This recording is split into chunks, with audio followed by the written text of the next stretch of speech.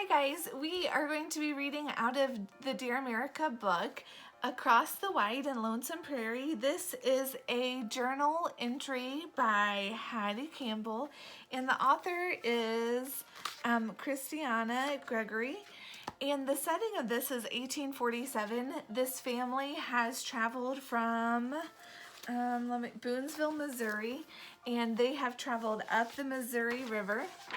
And they have gone on a steamboat, and they got off at the Independence, Missouri, and traveled with an Oregon train, and they have went all the way to Fort Boise so far. So they are almost there.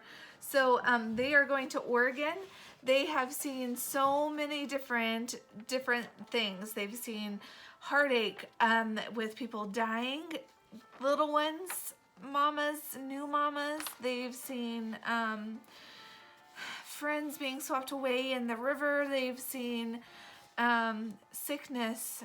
There's just been so much heartache, but they've also had some beautiful things happen. They've seen some newlyweds, people that met on the Oregon Trail, get married. They've witnessed people, Aunt June, one of Hattie's aunts, actually gave birth on the trail. So we're seeing some amazing things as well on this trail. We're going to be starting on page 117, and it's at Fort Boise. It was close to midnight by the time all the wagons made it to the other side, guided by torches we planted along shore. The reason we kept on through the darkness made darker because clouds hid the moon and stars was because it would have been impossible to protect ourselves the way we were spread out. Do you remember why they were so spread out? The Native Americans were pushing them across the river, which they wanted across the river to begin with, but they were spread out because they were like being pushed across and they were afraid. So they just kept going. Normally they would have stayed together, and they would have like got in a circle and stayed together. That's not the case now. All night we could hear Indians on the south side of the river. We could see their campfires. Pa said maybe they were just trying to scare us, move us on, and wouldn't have done any harm. They didn't want to stick around to find out, right? Ugh. Mr. Big invited the Anderson family to share his wagon and to help him drive. He is so heartbroken he barely speaks.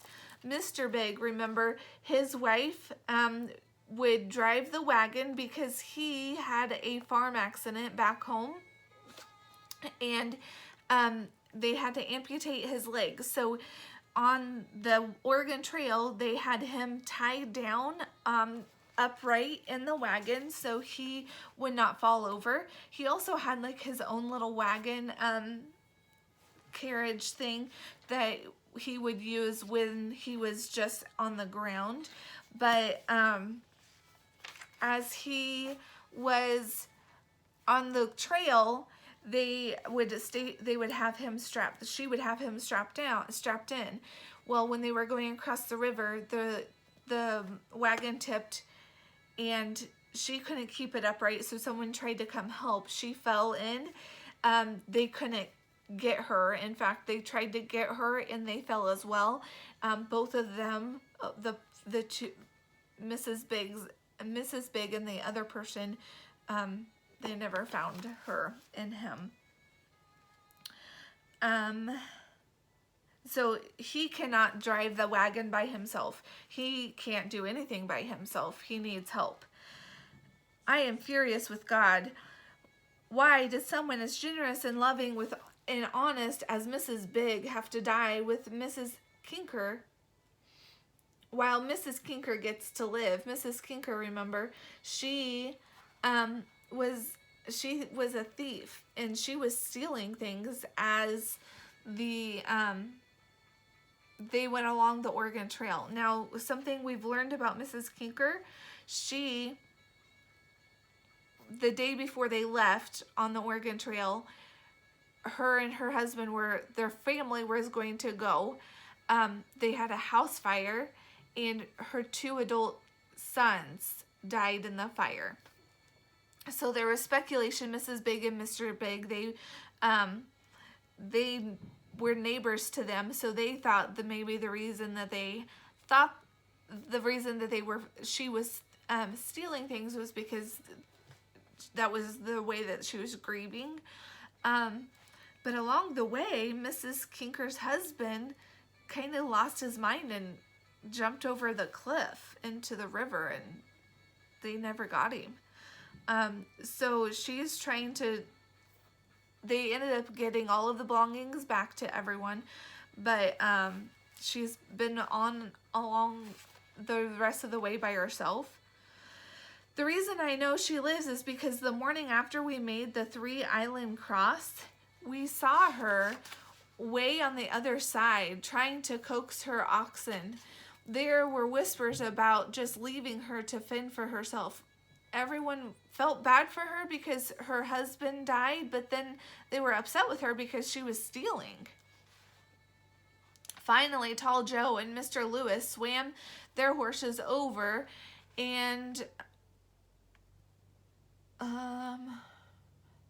brought her back. She kept her eyes straight ahead and would not look at us. I am too crushed over Mrs. Big to hate Mrs. Kinker anymore. I do not know why. That's probably better that she doesn't hate her anymore. Afternoon. Well, to report happier news, my little niece, River, is healthy and about the most beautiful child I've ever set eyes on. Aunt June is back to her cheerful self, walking with Ma and Mrs. Anderson. Uncle Tim made a tiny hammock to hang from inside their wagon so the baby can sleep with a cool breeze. It bothers me that no one talks about Mrs. Big. Every time I remember her thrashing in the water, my heart races with panic. If only I could have saved her. I reckon the reason no one talks about her or the other terrible things that have happened is there is just not a thing in the world that we can do about them.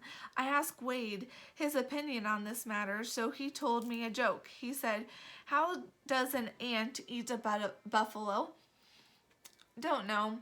One bite at a time, Hattie.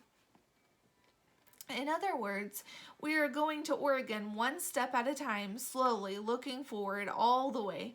We must put the past behind us. As we approached Fort Boise, we found ourselves in a green valley, a welcome sight after 300 miles of black rock desert, woods and streams and cooler air. I tasted my first salmon, traded to us by Indians who came into camp. They were friendly and smiled easy. For once, I was relaxed. It really is true, I've decided. They're as different among themselves as white folks are. I'm going to stop being afraid of them. Just like that. We can't judge people, can we? Rabbits are everywhere, so many that they're easy to see, easy to hunt. We're now drying their meat like we did the buffalo and ox. Leaving Fort Boise, the Snake River turns northeast, and since we must head northwest, folks call this Farewell Bend. Tall Joe says 3 days from here we'll climb Flagstaff Hill. If our poor old wagons make it to the top, we'll be able to see the Blue Mountains. The Blue Mountains of Oregon. Oregon. Later, the day after Farewell Bend, Pepper's 2 mules died. Pepper was her friend that got married along the way. When Gideon went looking for them in the morning, he found them lying on their sides in the grass. The sad part is there's not one spare animal left that has the strength to pull their wagon. Little as it is, the rest of the way to Oregon, Pepper and I looked inside one last time at their small collection of wedding gifts. She slipped a mirror and a brush into her pocket, and Gideon rolled their quilt up to carry over his shoulder. When we reached the brow of Flagstaff Hill, we were winded from the altitude and from climbing. The air was so cold my clothes felt like they wasn't on. But there, in the distance, rising above a layer of clouds, were the blue mountains. They were covered with snow. The sight of them took my breath. They were so beautiful.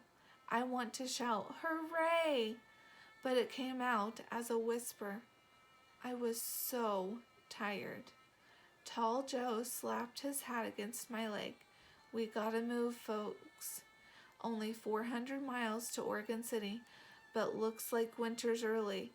If the Blues have snow, then the Cascades surely do too. Let's go. Let's go." Before breakfast, my back is sore. I think from carrying Benny yesterday. Sometimes his little legs get so tired he cries for me to pick him up. I'm going to stop here today. We will be reading about the Blue Mountains tomorrow. We didn't get very far. We're only on page 121, but I felt like it would be a great place for us to stop. I hope you are enjoying our Dear America book, Across the Wide and Lonesome Prairie, and you have been learning more about the Oregon Trail. Thanks for joining us.